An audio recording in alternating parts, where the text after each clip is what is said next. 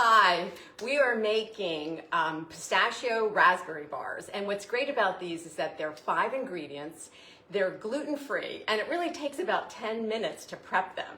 I've been away from Facebook Live for a couple of weeks. It's good to be back.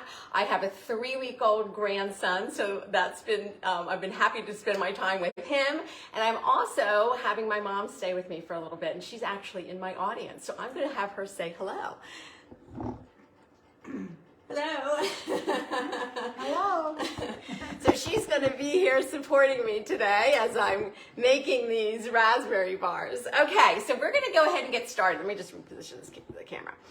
All right, so it is 5 ingredients. They are gluten-free because they contain no flour. It's really, we're using pistachios, which is, say that 10 times fast, as the main ingredient, and that's what's going to hold them together. All right, so let me just walk you through it. You do need a food processor for this, and I apologize for that if you do not have one. I guess you could do it in a blender. I've never done it in a blender, but you could try it. But you do need to kind of pulse these pistachios and to just break them up a little bit. I am going to give a shout out to Dorie Greenspan. This recipe is from her book. It's Dorie's Cookies. She is just world renowned as far as a baker, and has some fabulous cookie recipes. So a shout out to her. This recipe is really from her book. Okay, super simple. Set the oven to 350 degrees. We're going to add 1.5 cups of pistachios to the food processor. I'm going to apologize in advance because I am going to process these, so they are going to be a little bit loud. It's going to be a little loud on camera. I'm using lightly salted pistachios. I tried these several different ways. You can do them with unsalted, you can do them with the lightly salted pistachios, or you could do them fully salted. The salted ones, for me, I felt like it was just a little too salty. Lightly salted is my preference. Unsalted works too. You might want to add just a little bit, maybe 1/4 teaspoon of salt if you are using the pistachios that have no salt added. Okay, so we're going to go ahead and get these in here, and I'm going to just pulse them. Now the idea here is we're pulsing just to break them up. So we don't want to turn this into a paste. We don't want them to get too fine because we're going to have to pulse it again when we add the egg whites. Oh, you know what? Apologize. I made these last night and I did the same thing. I forgot. We're adding 1/3 cup of sugar to the pistachios in the Cuisinart or in the food processor. So you're going to pulse that all together. Yeah, I made these last night and I was like, why are they so wet? And I thought, oh, I forgot to add the sugar. All right, so get that in. So let's just do a little pulse, make it loud. Sorry. And I'll show you the texture. Once you get it. And you want to break it up, and you also still want to be able to see some pieces, larger pieces in there. I think this looks pretty good. So let me just show you this. So you can see where it's like you have some of it that's fairly fine, and then you'll have other pieces of the pistachio in the mix. All right. So now here's where in Dorie's description, when she's writing up the recipe as far as the preparation for it, I have 2 egg whites in this bowl, and it's 2 large egg whites, and this is what's really going to bind it and hold it together. So it may take all 2 egg whites, it may not. You want it wet enough that it holds together, and you want to err on it being more wet than dry. So I'm going to start by adding probably about half of that, so 1 egg white, and then I'm just going to pulse it again, and I want to bring it together, and I just want to make sure that it's going to stick together. So the ingredients are simple, honestly, 5 ingredients. So we have our pistachios, we have our sugar, and we have our egg white. So those are the 3 that we've just added so far. So I'm going to pulse it. It's pretty good. So I have like a tiny bit of the egg white left. I probably used 1.5. So I guess it just depends on how large your eggs are. How large the large eggs are, because some certainly are a little bit, I think, or it might have more weight. All right, so I'm just going to give this a little pulse. And I just want to break it up a little bit. All right, so this is pretty wet. So you can see that the dough is really coming together. It's okay if it's a little wetter than it is drier. So you do really want it to be a little more wet. Now what you're going to do is I'm going to take this dough. Let me just move my processor out of the way here. So I want to make sure you can see this. So we're going to take your baking sheet. Now, she recommends that you double up your baking sheet so that you put, one sheet in another sheet. And the reason for that is it helps to keep the bars from really getting too brown on the bottom. I made it last night and I forgot to double up the baking sheet, so I'll let you see. It did get a little bit brown, but it's still actually fine. So I'm not 100% sure if you absolutely have to do this, but I'm going to do it because she does recommend that. And if you want to, I am terrible with measurements, so if something says you need these bars to be 14 by 1.5 inches, I don't know what that looks like, so I did get a ruler and I just laid it out and I just marked my parchment. So they're really long and thin. That's what we're trying to create right now because we're going to cut these in bars. So you're going to take I'll just get my blade out of here. All right. And then you're going to take this pistachio mixture, and it is relatively, it's kind of wet. It's going to be sticky to put together. My mom was with me last night when I made them. I think you watched me make them last night, didn't you, Mom? Yes. Yeah. You were here helping. We didn't cut into them yet, but we're going to taste them today. All right. So sometimes it's easier to sort of, as you're putting it on the baking sheet, kind of do it in a long rope as you're doing it. It's just going to make it easier when you go to press them, so that it's already sort of in the shape that you kind of want it to be in. All right. Now, what I love about pistachios is that they're obviously a nut, but they're also really high in potassium, higher than some other nuts, and almost as much potassium as you're going to get in a banana. So an ounce of pistachios is a really good source of potassium, and they're also high in B6, which is a pretty important B vitamin, as well as fiber and protein. So they're really a very nice nut to add to your nut repertoire. And when I'm looking for recipes, a lot of times when I'm curating recipes, a lot of people have asked me, like, what are you kind of looking for in a recipe when you're choosing it for these cooking demos? And there's a couple of things. One is, we sort of stick to that 5-ish ingredients if we can. But also, nutritionally, I'm really looking for certain things. When I'm looking at recipes, I'm trying to find recipes that aren't really high in saturated fat. So that means that most of the fat that's coming in the recipe is going to be plant-based. So the fat that's coming that's in this cookie is coming from the pistachios. And that's really a monounsaturated and polyunsaturated or unsaturated healthy fat, right? All around, not just for heart health. So I'm looking for recipes that don't use a lot of animal fats. I'm always looking for recipes that might incorporate nuts, if possible, to get some extra fiber and some extra protein.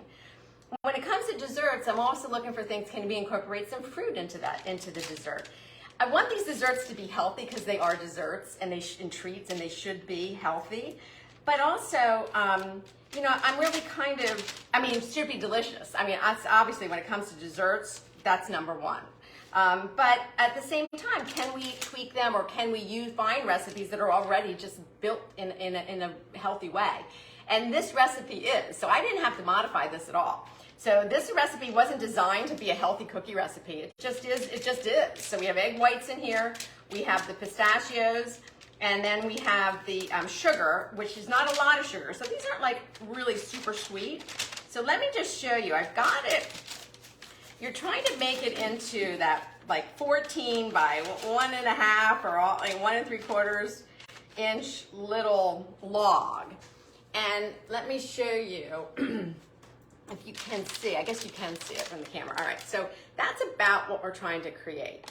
Now, the final 2 ingredients are raspberry jam, and you can get seeded or seedless. I just happen to have seedless. And then we're just going to use fresh raspberries on top.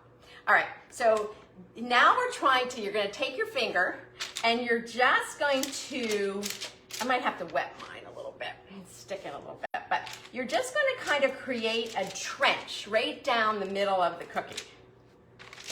Should have you come around here, Mom, and you could help me put the raspberries in. But so we're creating a trench, And in this trench, what we're going to do is we're creating this because we want to put the raspberry jam in here, and then we're going to put the raspberries right on top. All right, so as best you can, build up the side walls. So we're going to be at just enough room. You want that trench just wide enough so you can fit your raspberry, because they're going to be like raspberries sort of lined up like soldiers running down this bar. All right. So I have that trench created. Let me just wipe my hands. And the raspberry jam, I already just put it in the microwave. You're just kind of trying to liquefy it a little bit, because now we're going to just put it in to this little trench. All right, so mine's starting to cool off a little bit because I did this before we came on. And then just take your spoon and then line it up and just drop this raspberry jam, like I said, it could be seeded or not, right down the middle. It's about 1/3 of a cup of the raspberry jam. I don't think I used all of it though, so maybe closer to 1/4 of a cup. All right, so you have it lined up right down the middle, and now you're going to take your fresh raspberries, and we're going to just line them up, starting at one end, and you're going to leave, when you make this cookie bar, you do want to leave about 1/2 inch or so, 1/4 of an inch of the actual bar at each end so that the raspberries don't fall off. So the recipe says it takes 18 raspberries. I guess if you're making it exactly 14 inches long, that's probably about how long it'll take. So we're just going to drop these in. And again, it's always nice to have fruit in your making desserts, because why not? I mean, they're absolutely delicious. It sort of lightens things up a little bit, brings some freshness to a cookie. Now, I am not, believe me, when it comes to the holidays and cooking, I'm okay with using butter. I make full butter sugar cookies and the like, but I also look for some recipes that are just naturally just a little bit lighter, but still actually really delicious. So kind of a combination of both. All right, so here are our cookie bars. How do they look, Mom? Very nice. They look really nice. I got the very nice from my mom. So there, we got the thumbs up. All right, so the oven's at 350. I'm gonna pop these in, and they're gonna take anywhere between 16 and 18 minutes. The ones I baked last night in my oven took about 17 minutes. So I'm gonna set the timer to 17. And now let me show you the finished ones. So there you go. So they don't look, honestly, they don't look that much different than the pre-baked version, because they don't change color very much. These did brown on the bottom a little bit because I didn't double the baking sheet. So when they come out of the oven, you're just gonna let them cool on a wire rack right on the tray. Then, before you try to cut them, it's better if you can pop them in the refrigerator for about an hour, just so that they firm up and they don't just, kind of break apart, which now let's see if mine do. I didn't cut these yet.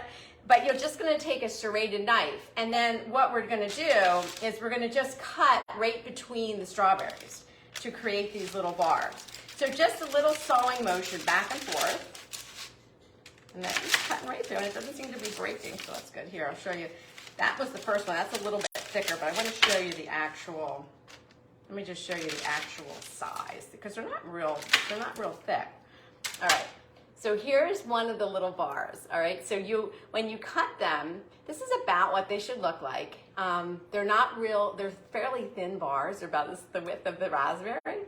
And you're gonna get at least 18 to 20 of these little bars, but they look so pretty when you sort of stack them up or you put them on like a holiday plate. Delicious and good for us, right? So we've just got the 5 ingredients: pistachios, a little bit of sugar, 2 egg whites, some raspberry jam, and then the fresh raspberries. And the prep, you saw, is very fast. So really it takes it takes a lot less time to prep than it even does to bake them. And then you just want to cool them. The one thing that with these bars is they do hold up for maybe about 2 or 3 days, and you keep them in the refrigerator. They don't freeze well. So that's the one negative to this recipe, because I love recipes that you can you know, obviously freeze, because make ahead and freeze. These don't. If you want to make the bars ahead, the actual bar without the raspberries on it, you can make that ahead and go ahead and put your raspberry jam in it. And then before you're ready to serve it, you could then add the raspberries. So if you're going to wait and serve this, maybe making it one day and you're going to serve it the next day, I would probably hold off and putting the raspberries on top until you're really ready to serve. All right, again, thanks for joining. I'm Judy Matusky with Athens Nutrition, registered dietitian and culinary nutritionist, and I'm so happy to be back with some Facebook Live. I hope to see you again next week. I'm not sure if my mom's going to be here with me, but if she is, we will be together again in the kitchen. All right, thanks for joining, and I will see you. Have a great week. Stay healthy. I hope to see you next Thursday. Bye-bye.